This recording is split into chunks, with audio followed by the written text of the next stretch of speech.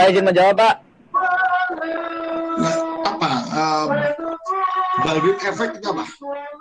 Ini ada satu isu ya dalam mengkoordinasi ya, atau memanage supply chain activities ya, yang sering disebut sebagai Baldwin effect. Nah, oke, apa ini Baldwin effect? Izin menjawab, Pak. Ya, Maruf. Siap. Jadi kalau dari googling saya, Baldwin effect itu demand yang masih sedikit di customer itu nanti akan bisa berdampak besar dalam forecast ke depan.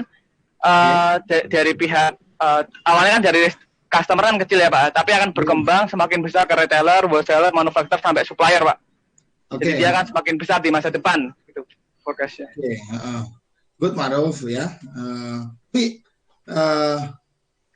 ini kan di buku juga fluktuasi orderan ya, gitu ya.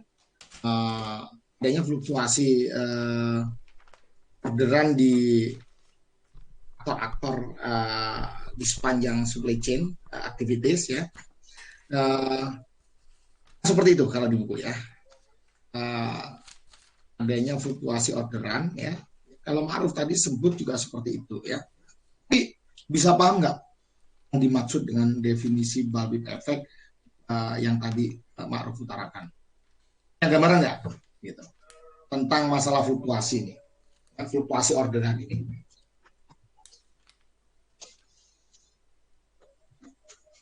Kebayang nggak Ma'ruf?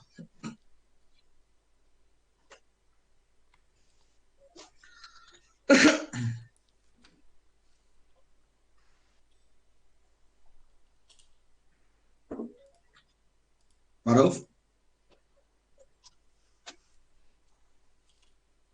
Maruf mana Maruf? Maruf? Siap, ada Pak. Kebayang ya. Pak. Oke. Ada bayangan nggak? Ada Pak. Seperti jadi, apa?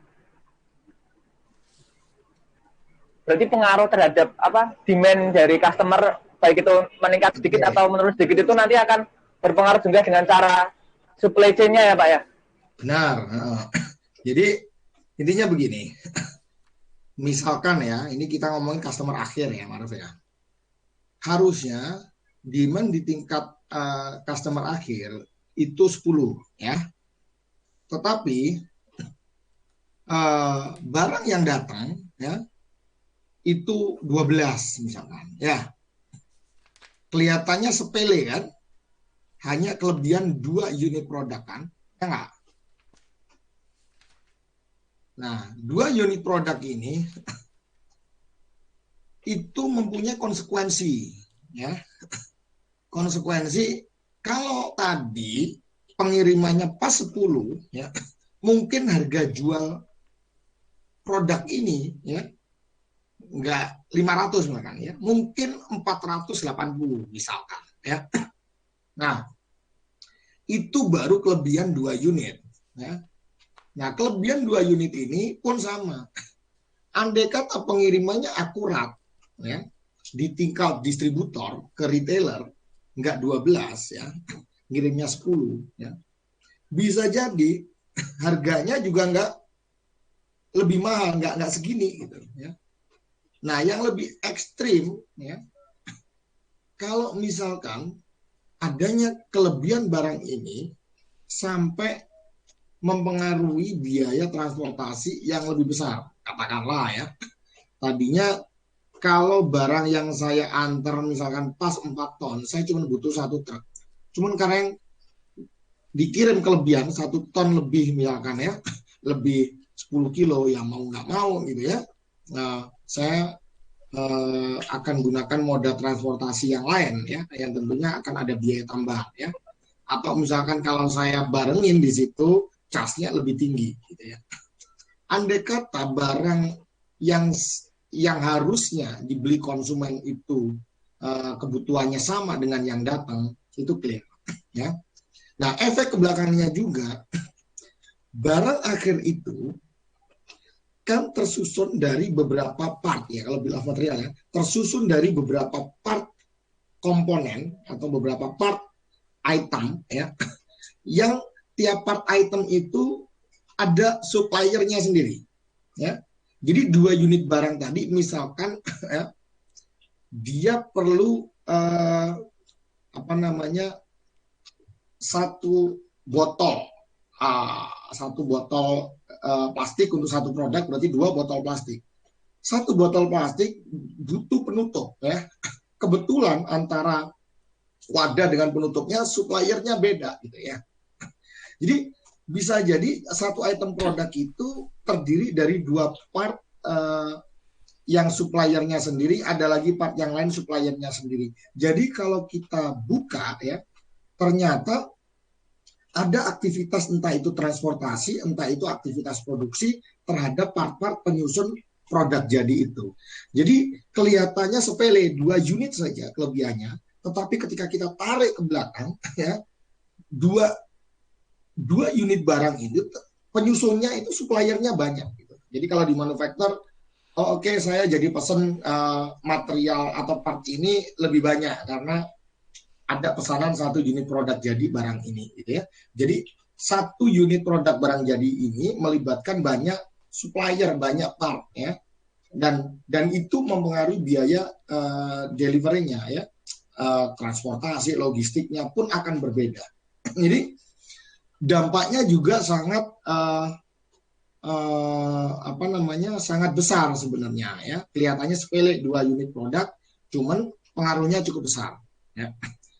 Makanya karena pengaruhnya cukup besar terhadap benefit atau nilai dari keluaran akhir, makanya perlu adanya kolaborasi data, makanya pool data tadi ya. Jadi saya perlu untuk melakukan pengadaan berapa material, saya produksi berapa banyak, saya harus minta data dari apa namanya, lini depan saya, gitu di tingkat hilir. Oke, permintaan customer berapa? Oke, customer ke retailer, data retailer ditarik ke distributor, data distributor ditarik ke wholesaler, data wholesaler ditarik ke manufacturer, manufacturer ditarik supplier tier 1, supplier tier 1 ditarik supplier tier 2. Nah, itu maksudnya ya, tentang integrated data ya, dia pool data atau VMI gitu ya. Dengan begitu tidak akan terjadi deviasi antara pasokan dengan apa namanya, barang yang diminta di tingkat akhir gitu ya. Jadi lebih efisien, juga lebih apa tuh, lebih menguntungkan buat semua aktor di sepanjang lini perakitan ya. Nah, itu kolaborasinya di situ. Semoga ada gambaran ya. Jadi kelihatannya sepele ya, gitu. Ya kayak HP ini ya. Kelihatannya kalau di akhir, saya kan pesennya 10, kenapa datang 11? Ya nggak? Nah, HP ini kan banyak nih, melibatkan supplier, benar nggak?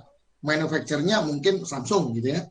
Tetapi kan ada ya untuk komponen apa ya, itu diproduksi apa namanya, supplier mana, terus bahan untuk apa, bahan untuk apanya tuh ya, untuk monitornya ya, untuk kameranya ya, barangkali disuplai oleh supplier-supplier yang lain gitu ya. Jadi 1 unit ini ya akan melibatkan banyak supplier, dan mungkin ada beberapa part di satu HP ini ya, itu nggak cuma melibatkan satu HP ini satu part ya, bisa aja ada part apa nih, part komponen apa ya, bisa sampai 10 gitu ya. Nah, otomatis satu produk ini terdiri dari 10 komponen apa itu ya, yang disuplai dari supplier apa ya. Jadi satu ini akhirnya melibatkan banyak aktivitas ya, dan aktivitas ini mempengaruhi semua efisiensi, mempengaruhi semua material yang akan diproduksi ya, stok supplier gitu ya. Nah, seperti itu prinsipnya untuk apa namanya, meningkatkan keunggulan bersaing ya, dari mengatasi Baldwin effect ya. untuk efisiensi, ya. Nah, opportunity itu cara ya atau sebagian hal yang bisa dilakukan oleh ya aktor-aktor di sepanjang rantai pasokan supaya punya keunggulan bersaing gitu ya, bisa dilakukan itu kolaborasinya begitu.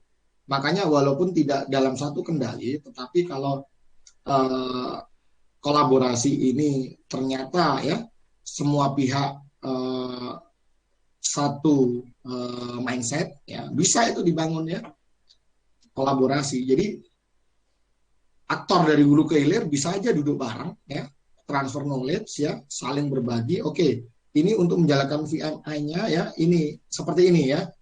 Tolong kirim ya karyawan di perusahaan kamu untuk ikut pelatihan ya supaya ngerti ya. Itu bagian dari kolaborasi walaupun ownernya beda gitu ya. Tapi punya satu kepentingan ya. Larinya produk itu ya dari mereka ke saya, ke customer akhir gitu ya. Jadi kita satu tubuh gitu intinya ya gitu. Walaupun ownernya beda, cuman semangatnya harus sama. Itu inti dari kolaborasi untuk memenangkan persaingan melalui manajemen supply chain atau manajemen rantai pasokan. Ya.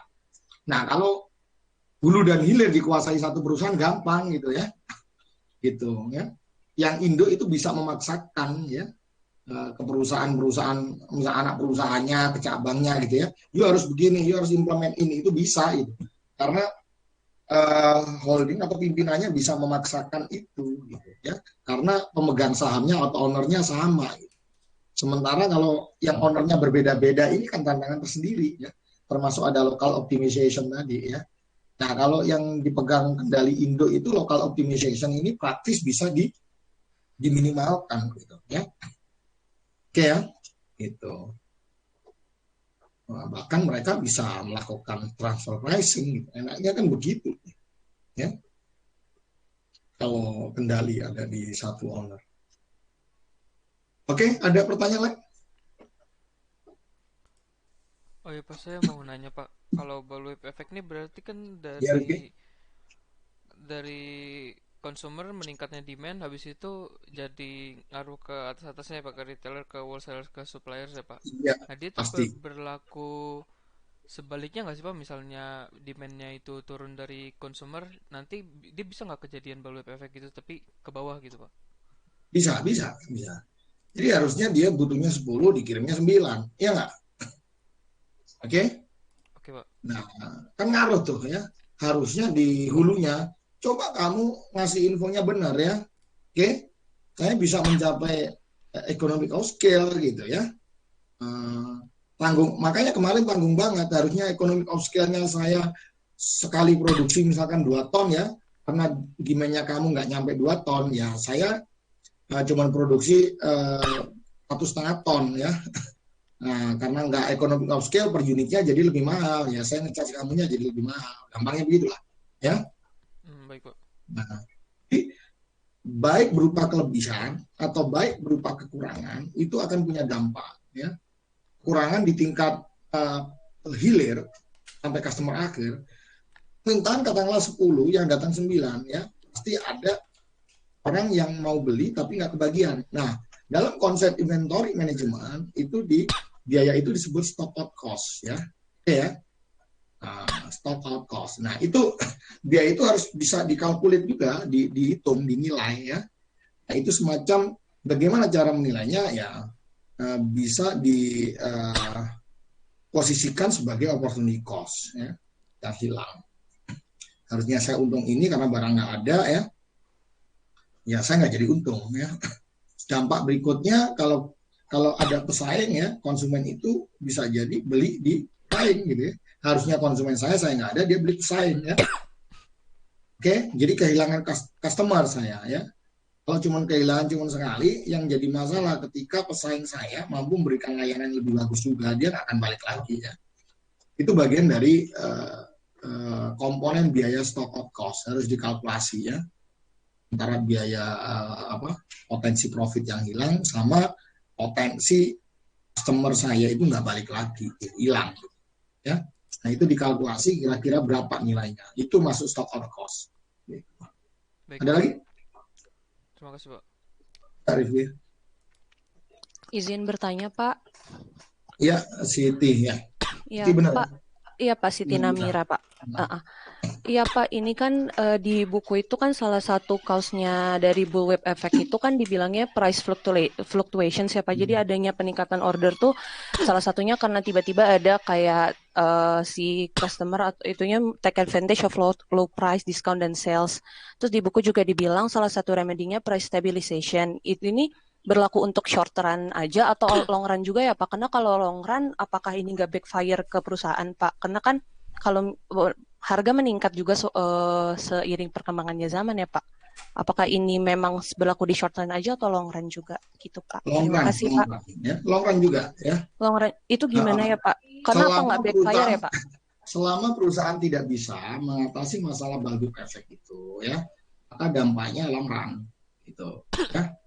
Nah, ini kan lebih kepada mengingatkan dan memberikan warning ke perusahaan ya.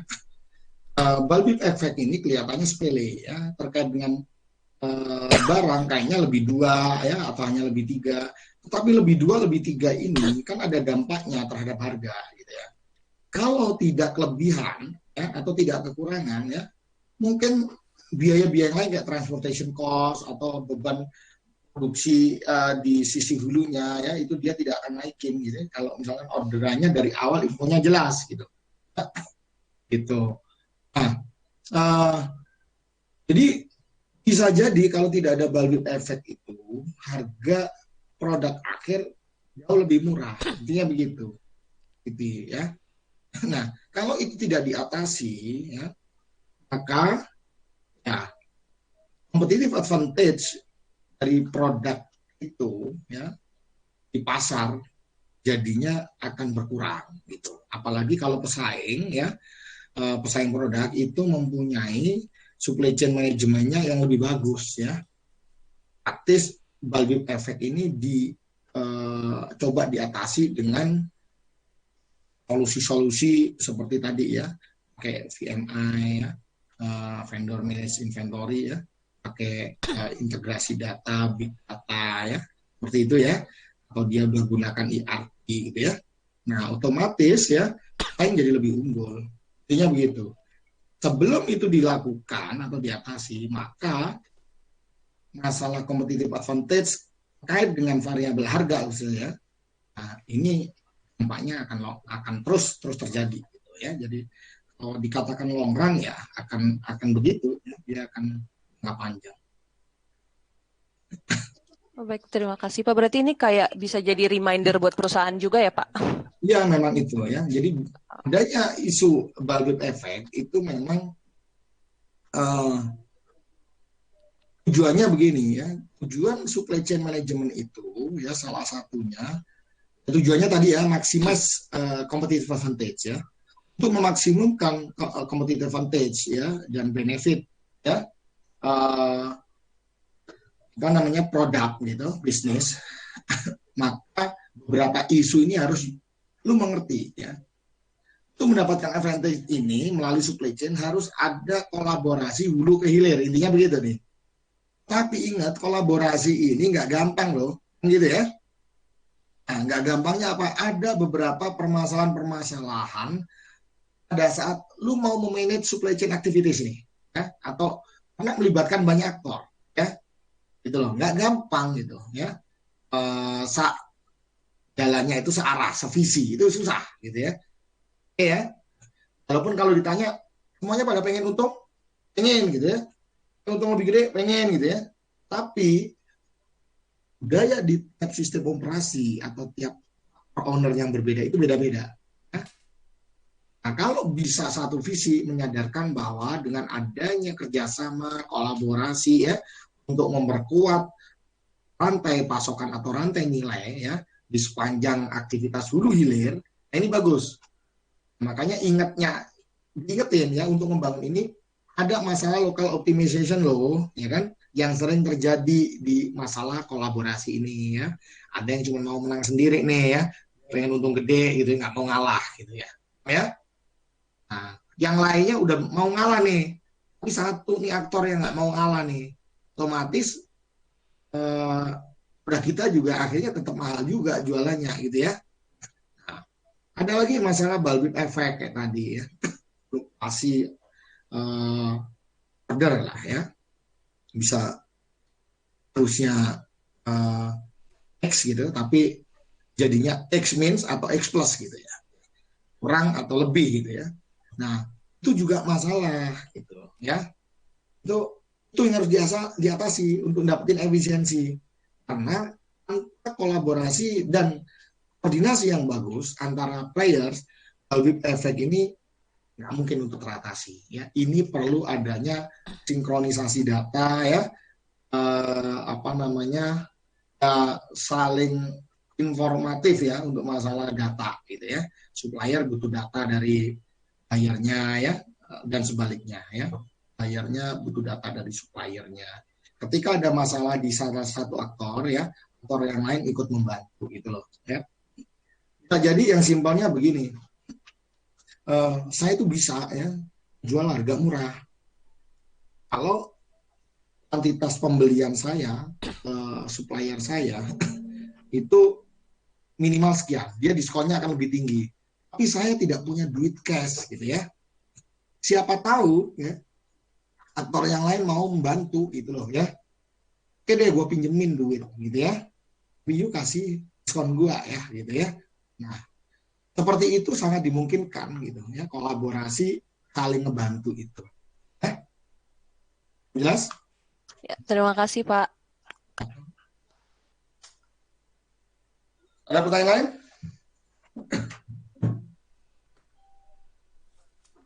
Cukup?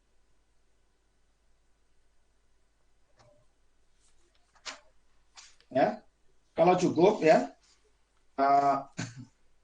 saya akan sudahi ya, ya lebih-lebih 20 menit nggak apa-apa. Kalian ujian tanggal 4 ya kalau tidak salah ya. Benar ya?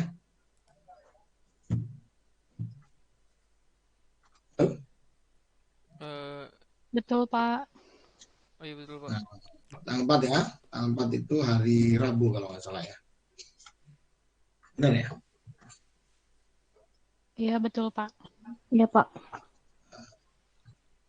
Persiapkan diri Anda ya untuk belajar. Ya. Nanti soal saya akan distribusikan melalui WA, sama ada nanti kalian isi juga ya surat pernyataan kejujuran akademik itu dalam situasi ujian yang seperti ini. Itu memang seperti semester yang lalu mahasiswa dituntut untuk mengisi itu memang sebagai bagian dari fakta integritas.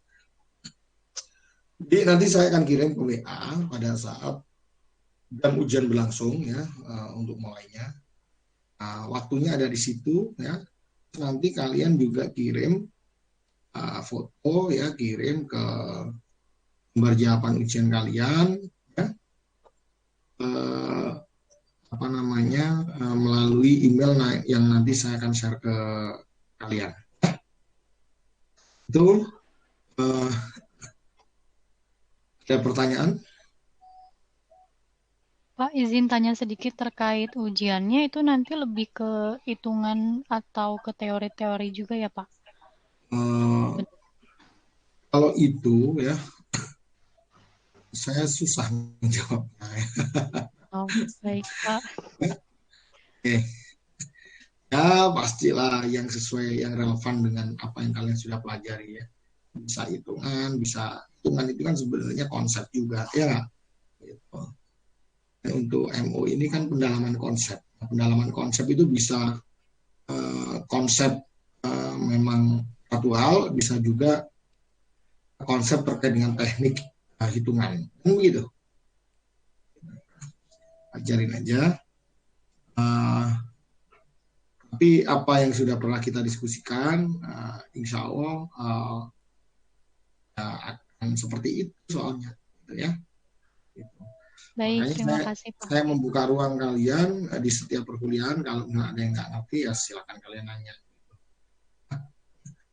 Karena masa sekarang pandemi ini untuk kalian belajar kelompok pun susah. Kalau mahasiswa sebelum kamu itu kan kalau dia pengen ketemuan di kampus ya di perpus belajar bareng bisa gitu saling tanya atau ketemuan di tempat tinggal siapa nongkrong di mana bisa gitu. Kalau sekarang agak sulit gitu ya. Jadi makanya ruang diskusi justru saya buka pada saat sesi perkuliahan. Jadi benar-benar Anda ngerti dulu ya. Kalau rekaman itu kan kalau kalian dengerin terus nggak ngerti ya maksud apa ya ini maksudnya ini, kan udah nggak bisa nanya saya gitu ya. Oke ya. Nah, rekaman kan begitu ya. Kalau kalian menghafal lagu rekaman nggak masalah gitu. Kalian nggak perlu menanyakan ya, kenapa kok liriknya begini enggak kan gitu ya. Selesai kalian pengen apa putar lagi kan itu sama gitu ya. Nah kalau ini kan pemahaman ya. Jalurnya bisa beda ya. Si A mungkin memahami jalurnya lewat kiri gitu kan, dia ngertinya ya. Diterangin model jalur lurus nggak bisa gitu ya. Yang cocoknya dia lewat jalur kanan. Nah itu tergantung kalian sendiri gitu ya. Tipikal kalian apa nanya. Ada yang untuk memahami konsep setelah dikasih contoh oh baru tahu gitu ya. Tapi ada yang memang dia nggak perlu contoh ya. Dengan narasi dia bisa paham nih, justru lebih banyak pahamnya gitu. Karena kalau contoh itu dari satu sudut pandang gitu ya. Nah, karena kalau contohnya beda, belum tentu si kalian ini jadi mengerti secara utuh konsep itu. Beda kalau dari narasi aja kalian udah paham, oh oke, konsepnya begini. Jadi ketika dikasih satu contoh, dia langsung ngerti, contoh yang lain pun dia ngerti. Nah, tapi kan tipikal beda-beda. Ya. Jadi kalau yang terbiasa suka dengan contoh, nanya, kalau contohnya begini bagaimana? Nah, mungkin dari contoh kedua, contoh ketiga, baru dia bisa memahami konsep secara utuh. Nah, harapan dari diskusi itu sebenarnya ya, jalan untuk paham tiap orang itu beda-beda. Ya, gitu. Oke. Saya selalu menekankan diskusi dalam kelas saya, ya, masuk offline ya. Jangan sampai ada satu yang tertinggal karena beda gitu loh, jalan paham itu beda ya. Jadi saya dulu untuk bisa apa namanya belajar cara membaca ya itu deduktif gitu ya. Saya ngapalin dulu, baru saya tarik logikanya. Kenapa kok ini bisa dibaca begini gitu ya? Ada orang yang memang rajin dulu ya, memang ngerti dari awal itu. Dari induktif dulu A, B, C, D, nah, dia ngerti baru dia terapkan ya. Nah, ujungnya sama-sama misalkan bisa baca gitu kan. Gitu ya. Jadi ada yang lebih senang deduktif, ada yang senang induktif gitu ya. Nah, intinya pasti sudut pandang memahami sesuatu itu bisa beda-beda ya tiap orang. Nah, itu yang nggak cukup dengan di recording ya. Itu tidak cukup dengan hanya bagi materi, nggak begitu. Nangkep ya? Nah, pada saat offline kalian diskusi kelompok itu bisa ya. Misalkan kalian nggak ngerti, janjian sama teman Anda ya bersepuluh, nah satunya ada sudut pandangnya begini menerangkan ke Anda, yang satu ini oke jadi ngerti saya ya. Oke, itu message saya ya untuk kuliah akhir mata kuliah operasi ya. Setelah UTS materi berikutnya akan disampaikan oleh Ibu Juliana. Jadi kalian di kelas MU sudah tidak ketemu saya lagi ya. Interaksi kita terakhir ya. Paling nanti setelah ujian ya, sampai setelah ujian baru mungkin saya akan leave group. Oke? Baik, Pak. Terima kasih ya, Pak. Ya, sama-sama ya. Selamat belajar, jaga kesehatan. Mohon maaf ya kalau ada kekurangan nyamanan ya, kalau ada khilaf salah dari saya. Terima kasih buat semuanya. Buat yang mau sholat maghrib silakan. Selamat malam, assalamualaikum warahmatullahi wabarakatuh. Selamat terima kasih juga buat Rifki ya, Rifki sama Julia ya yang sudah bantu saya selama setengah semester ini ya. Baik, sama-sama Pak. Maafin saya juga Pak kalau ada salah. Ya, kasih. Assalamualaikum warahmatullahi wabarakatuh. Selamat malam. Waalaikumsalam. Terima kasih banyak Pak. Waalaikumsalam. Banyak. Pak. Terima kasih banyak Pak. Sedih. Waalaikumsalam warahmatullahi